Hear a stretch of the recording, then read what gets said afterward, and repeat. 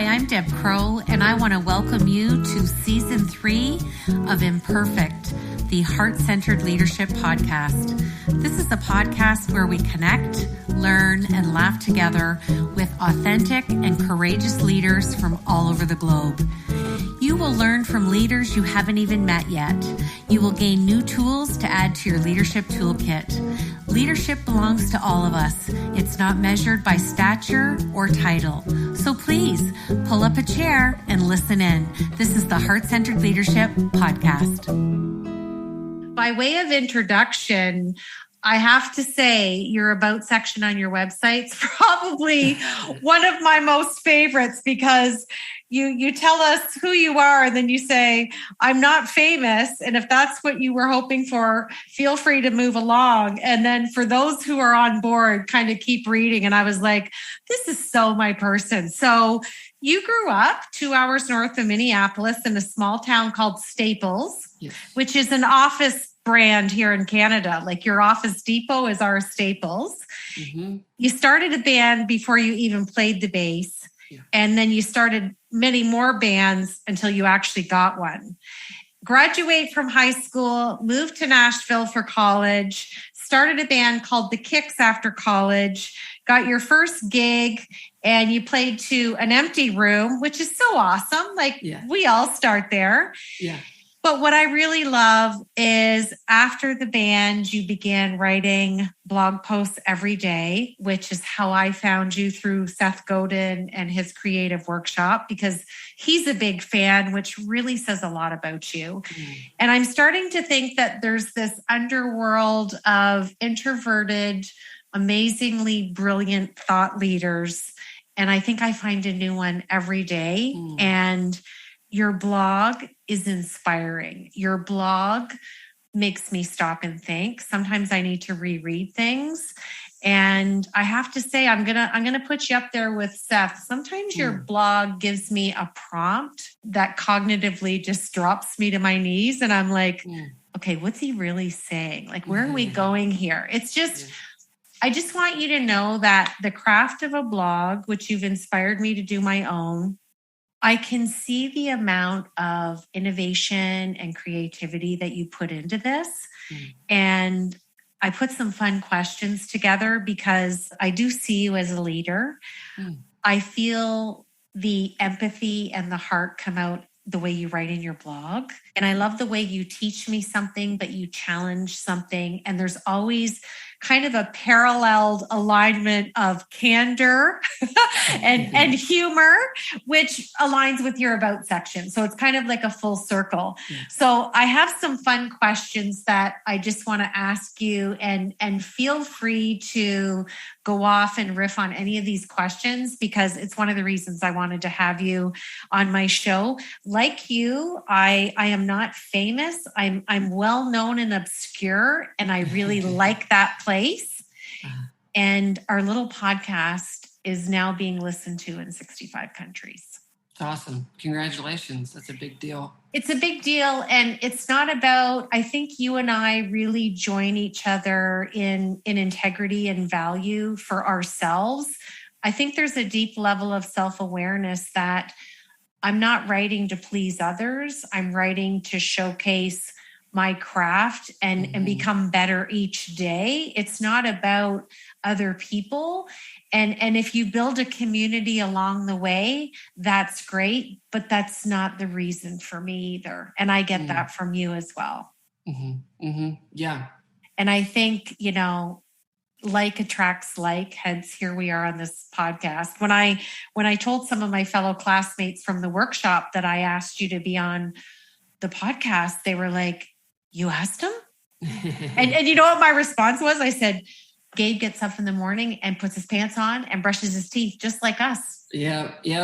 And sometimes it ain't pretty. Right? There you go. Yeah. So let me ask you some questions and I'm just going to kind of have some formal questions. And then I have kind of what I call my Fab 4, which I'm probably going to make Fab 6 for you just because I want to have some fun. But as long as it's fab. It's fab. It is. Yeah. Totally fab. First question. Do you consider yourself to be a leader? And if so, tell us why. Yes. Yeah, I do. I think the first thing that what it means to be a leader is that you have at least one follower. And my wife was the first follower on my blog. I think I might have signed her up for it, but she was the first follower. And so I think by definition that would make me a leader. But I would say for myself, taking responsibility to give consistently is one of the things that I throw into the definition of leadership for myself. And because there's all kinds of different leaders. There's funny ones and assertive ones and quiet ones. And so I have just enough life under my belt to start figuring out what kind of leader I can be. And that's through consistency and care and showing up for a group of people who I like and I can push a little bit too. And what I love about that is I'm welcoming you into the arena of heart-centered leadership. That is the premise of my being. It's what I've always thought. And for 30 years, I have gone down a path that's been very lonely and was told that empathy and heart and love were never allowed in leadership. Mm. And then we go through a global pandemic, and now everybody's talking about love and kindness and how we have to be there for one another. And I'm thinking, but why did we have to have a pandemic to start treating people as equal? Or like Seth says, why can't we just get up every day and have such a deepened, visceral level of self-awareness and execute radical empathy with everybody? Yeah. It's, I think leadership is lonely. That's part of the definition too. You've got to have enough distance from the people following you to where you can make decisions on behalf of those people. And being a leader is awesome, but it's also lonely. And year after year, when you put yourself in that seat, that loneliness can pile up. And when we're not careful, take us to places we don't want to be. But I think once I heard the phrase leadership is lonely, that really helped me be on the lookout for it. Not only to do something with it once it made itself known, but to also see that loneliness is maybe a step that I'm on the right path too. It's a good sign, even though it's not always a welcome one. Absolutely. And leaders at the top are lonely because they lead with an extrinsic value in their thinking. Mm-hmm.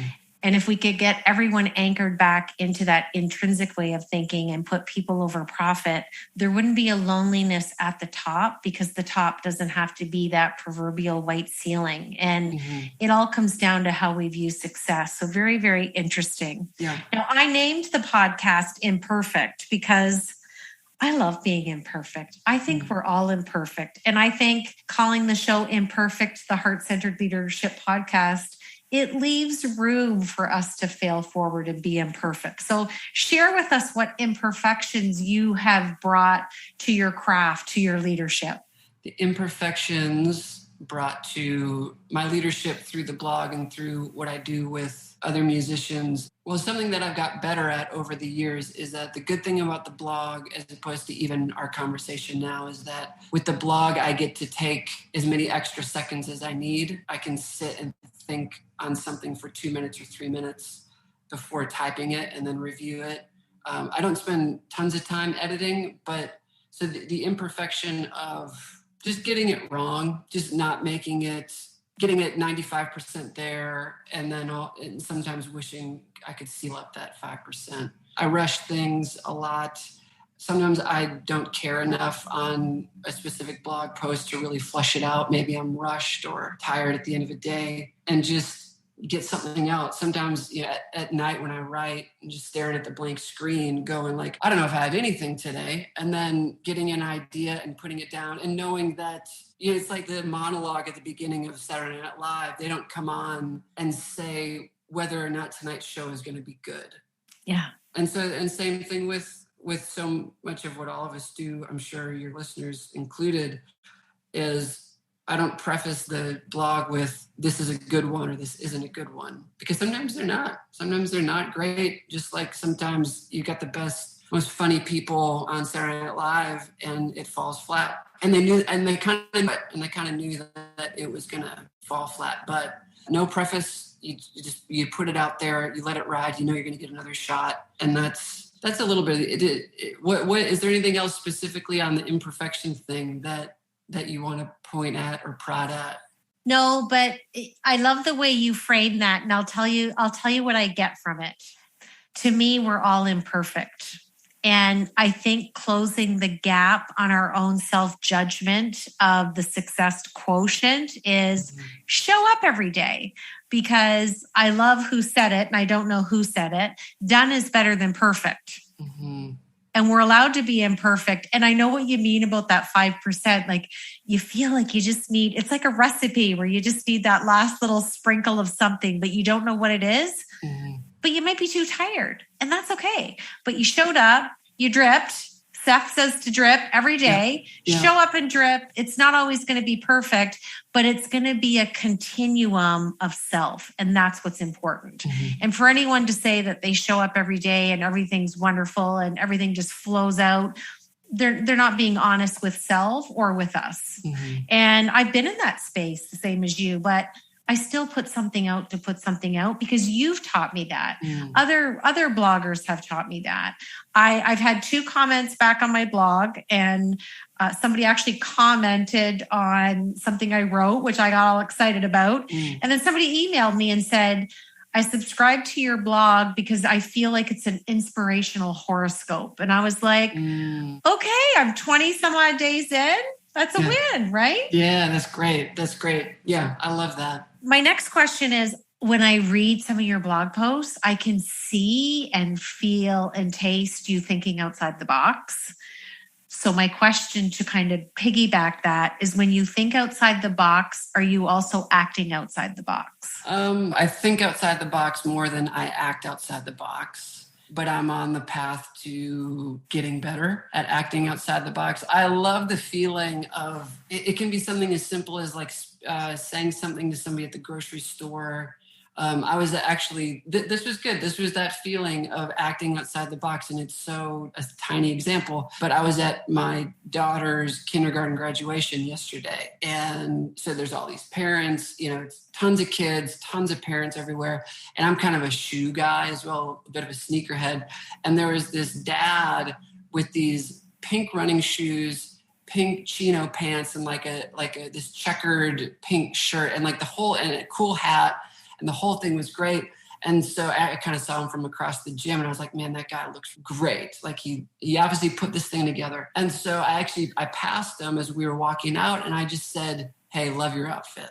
And it's so simple, but that little phrase was a bit of the acting outside of the box, like actually saying something instead of saying nothing, and just like telling my wife, like, oh, there's a guy with the outfit. To actually speak up and say something.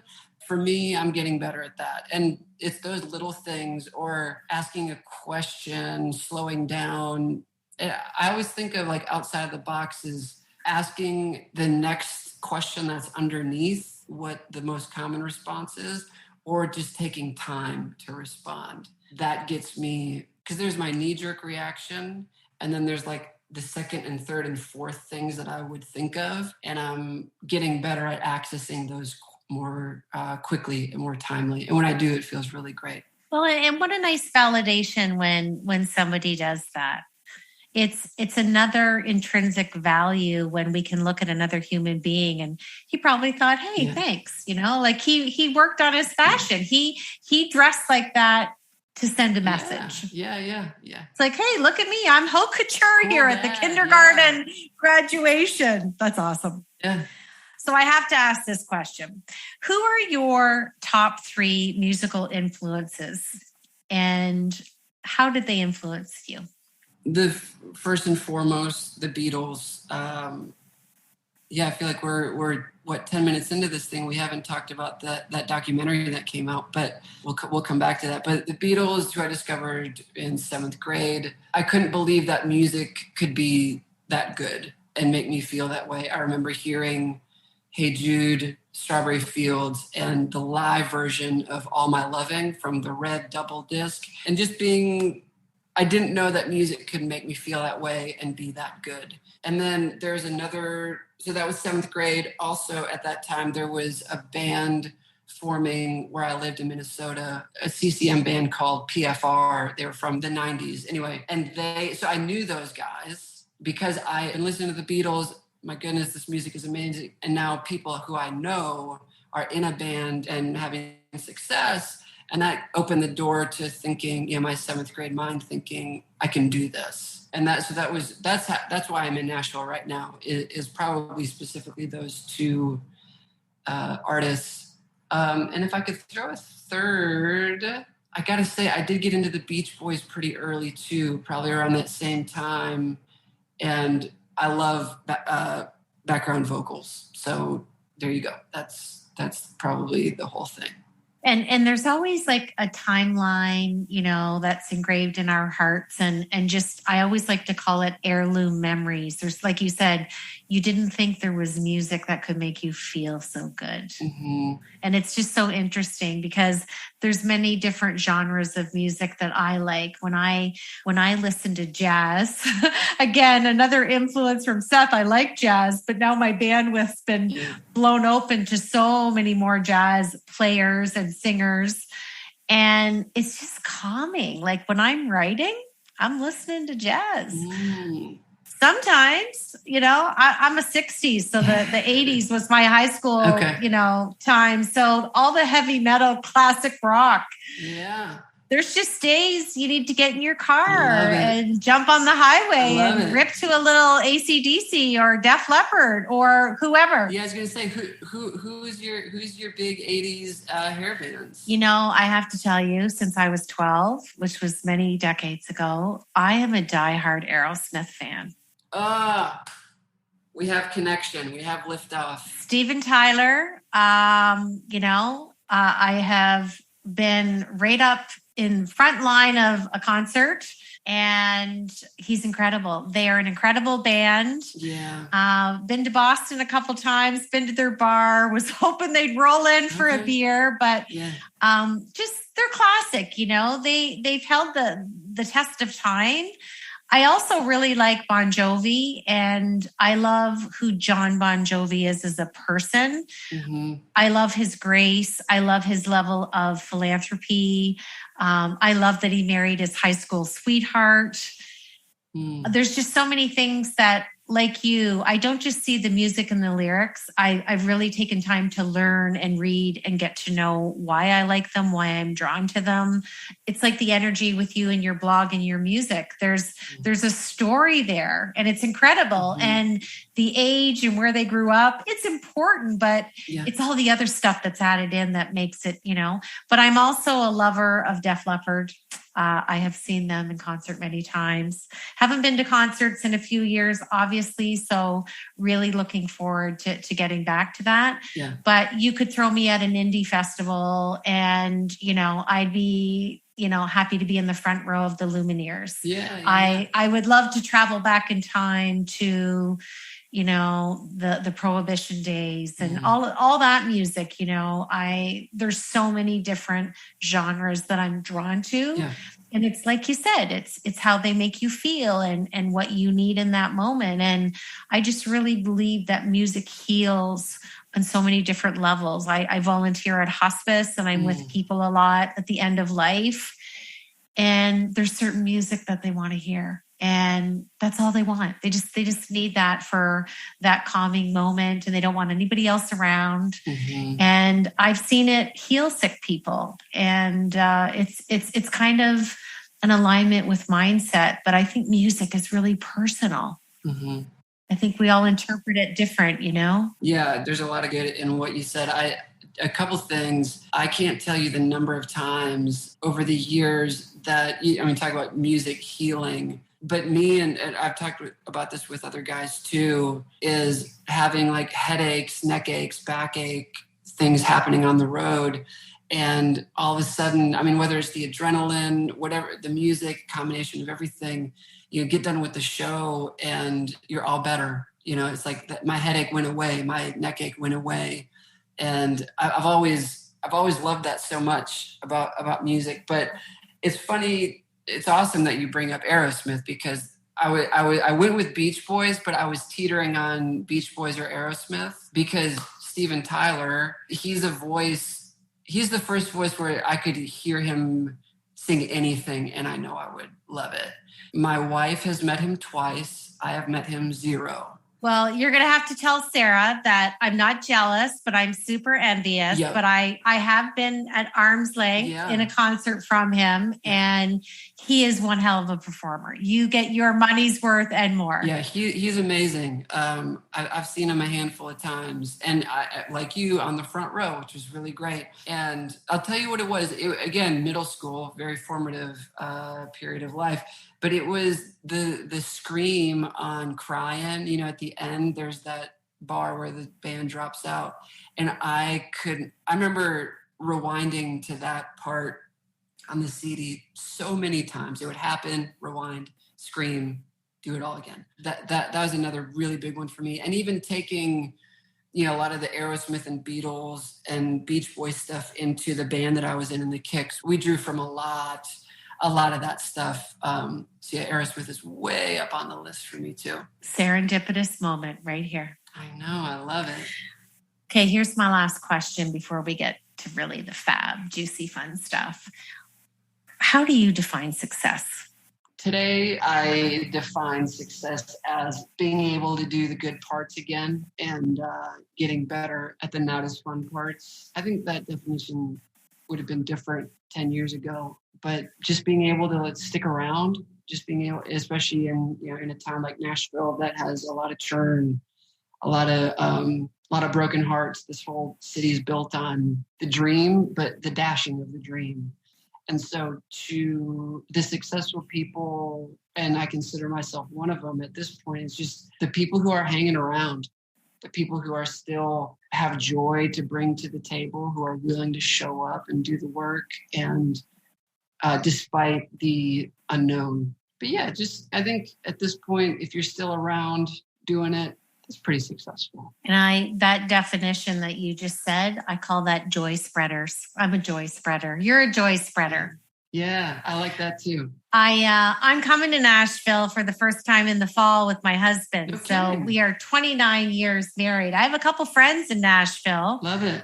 One of them I'm going to introduce you to. Please. And so I'm excited. So I might be hitting you up for a list of places that I got to see and I got to visit. So it's just... Do it. Yeah, let's get together. I would love that. Absolutely. I would love that. Okay, I'm going to switch to my fab questions. And these are the ones I'm going to challenge you. Okay. Whatever's sitting on the top of your brilliant mind. Okay. So no thinking. Whatever's just sitting, it's ready to launch right off there. the frontal lobe. Yeah. Tell us something that we don't know about Gabe, the bass player. I once swallowed a goldfish. A black or gold one? Was it truly gold? It was really gold. It was alive. It was a late night and we needed to spice it up. And there was a goldfish. It's a long story, but I said, I'll swallow that goldfish. That is the first on the show. There we go. Now, we talked about this a little bit, but I want to ask you in the context of you not thinking. If I ask you right now, today, in this moment, who is your favorite artist today?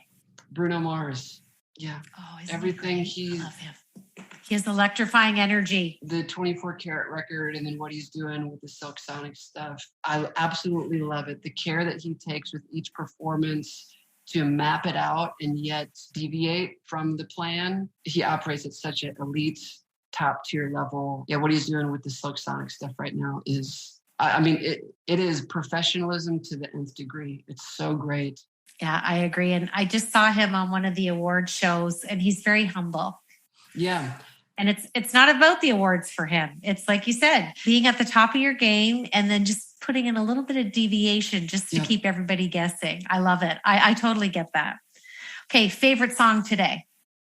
Oh, one specific song. Okay, what comes to mind is the John Mayer. It's on this 2017 record. It's called "Emoji of a Wave." It's kind of a deep cut, John Mayer, but that's what comes to mind first. It's it's like the perfect melancholy, very different than Bruno Mars, but the perfect melancholy little Saturday rainy tune that I love. Awesome. Favorite guitar? A red 60s 335 with the big speed, or 345 or 355.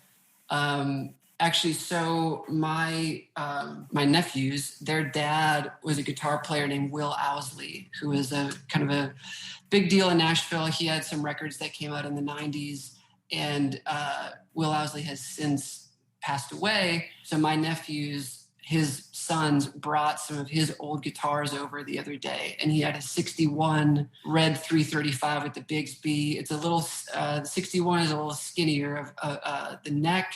And it was the most perfect guitar I've ever played in my whole life. When I think about how a guitar sounds, it's a 330, it's a vintage 335 through a vintage AC30. That's it. That's it for me. That's the way guitar sounds in my head. And it's, it's that sensorial and auditory intersection. And it's much like what you said about your blog. You get to that 95% and it's just, okay, what's going to come next? And it's that same space in our brain. It's that same feeling center, right? Right.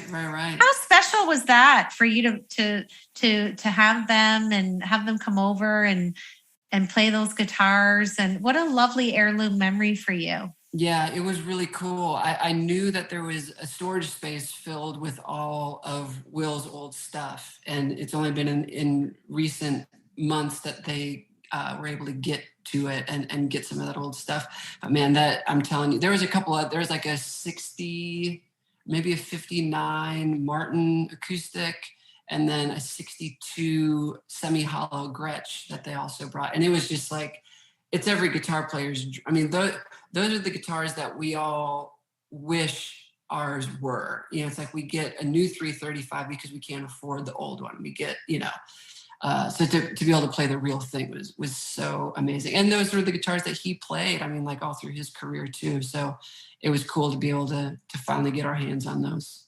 Well, and just, it's like thinking back to that time. Mm-hmm. What it would have felt like for him to play it. And then you got a little glimpse and a little feeling of that. And that's what I said, when I listened to some of this old music, I think, I wonder what it was like to live in that era. And it just brings you back there, right? It gives you a little bit of reminiscing while you're enjoying the energy and the emotion from the music. It's beautiful. Have you watched the Jacob Dylan Laurel Canyon documentary? No. It's like Netflix or HBO, but Jacob Dylan's narrating the whole thing and does some interview stuff, but it goes through all the bands, all the artists who were doing Laurel Canyon in the 70s. And I was the 70s, I'm not as acquainted with the 70s music, but it was a great re-education on just like, it was so together. It was so of the time and people partying and going crazy, but songwriting and performing and recording with each other. It was such a moment, like such a community and a spirit to be around. I definitely recommend check it out. There's a couple different Laurel Canyon ones out, but all of them have, it's just that spirit comes through of this is a vibe. It's these few years. You can't recreate it. It's special. You had to be here. It's great. It's awesome. I'm going to have to check it out. It makes me think of, we've found a couple, obviously through COVID, we've watched a bit more television, but I love watching some of the artists do their life story. Tina Turner's a great one. I haven't watched that one yet. Yeah. It's powerful. Cool. We just watched another one. I'm blanking on his last name. David, famous composer to a lot of artists. It'll come back to me. See, this is what I love about being imperfect. It's a really good one as well. Cool. But the Tina Turner one, there's so much trauma and emotion. And then you look at her now getting her Lifetime Achievement Award. I think she's in her late 70s. Mm-hmm. And just a survivor. And the music saved her. It's that theme that we've been talking about this whole time. It really does heal people in different ways at different times in our life, during different phases of our life, or sad times, good times. Every emotion can be attached to music, right? Yeah. Okay, next question. Who is your favorite thought leader? Jerry Seinfeld. I knew you were going to say that. What do you love about, what do we not love about Jerry Seinfeld? Yeah, he's the best. Have you seen his new show? I have. Well, which one are you referencing? Coffee and Cars? Oh, yeah. I've watched all of them. It's so good. Yeah, I mean, he speaks how I think. And so I get a lot out of all his meanderings. He's great. Well, and he's fun. And who doesn't miss that show, right? I know. I heard him on something the other day, and he said he kind of puts the pin in that show for a little while. Doesn't know if he's going to come back to it or not. But I actually just got done reading he put out a book last year with like all of his stand-up material from the early days to now. And so it's just it's all of his bits. And it's super funny, but you kind of it's an education on putting a joke together, or just like putting a story, an arc together. Is really fascinating. But yeah, I just got done with that book the other day. That'll be a good book to check out. And again, it's nice when they take the time and share their life with us and their writing and their heart. Now, I'm going to ask you to finish this sentence to close out the show. And again, whatever's on top of mind. Heart-centered leadership is? Heart-centered leadership is not waiting for understanding to put care into action.